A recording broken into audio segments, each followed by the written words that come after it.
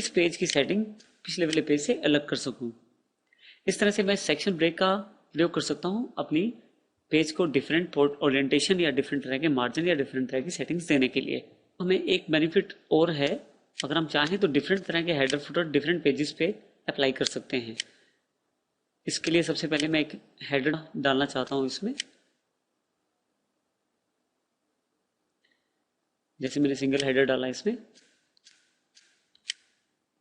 Header के नीचे देखिए सेक्शन 1 लिखा आ रहा है, जिसका मतलब ये पहला हेडर है हमारा। यहाँ कुछ भी लिख सकते हैं, मैंने फर्स्ट हेडर टाइप किया है।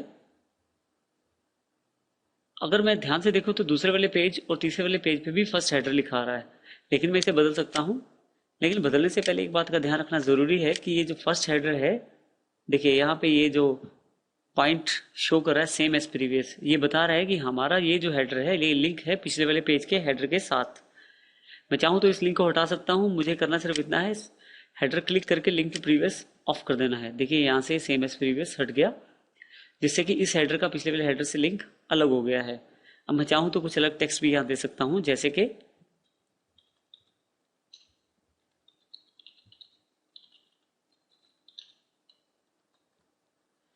देखिए अब अगर मैं ऊपर की तरफ देखूं तो फर्स्ट हेडर है, लेकिन सेकंड पेज पे देखूं तो फिर से सेकंड हेडर है। थर्ड पेज क्योंकि उसका फिर से लिंक जो है पिछले वाले पेज से, इसलिए इस पे सेकंड पेज का हेडर दिखा रहा है। इसको भी अलग कर सकता हूँ। यहाँ के लिए मुझे फिर से ये हेडर सेलेक्ट करना पड़ेगा, लिंक टू प्रीवियस हटाना पड़ेगा, और जो मैं चाहूँ यहाँ मैं लिख सकता हूँ, जिससे कि तीनों पेजेस पे डिफरेंट हेडर मैंने प्लेस कर दिए हैं। इस तरह से मैं सेक्शन जो है उसका प्रयोग कर सकता हूँ हेडर्स के लिए भी। सेक्शन का प्रयोग हम लोग कंटिन्यूस पेज के लिए भी कर सकते हैं, यानी कि एक ही पेज पे आप चाहें तो फॉर्मेटिंग या आप चाहें तो मार्जिन अलग कर सकते हैं। जैसे कंटिन्यूस पे मैंने क्लिक कर दिया तो यहाँ से सेक्शन ब्रेक कंटिन्यू हो गया है।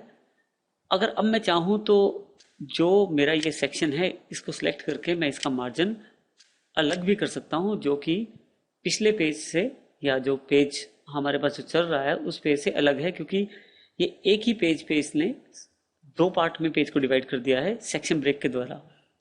जिसमें पेज तो वही है, लेकिन यहाँ से सेक्शन ब्रेक हो गया है ताकि हम दूसरे वाले सेक्शन पे किसी भी तरह की टेक्स्ट फॉर्मेटिंग कर पाएं। और आप चाहें तो इसमें फिर से मार्जिन अपने अकॉर्डिंग सेट कर सकते हैं।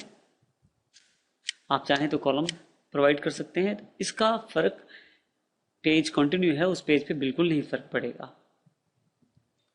इसके अलावा हमारे पास दो कमांड्स और अवेलेबल हैं, इवन पेज और ऑड पेज।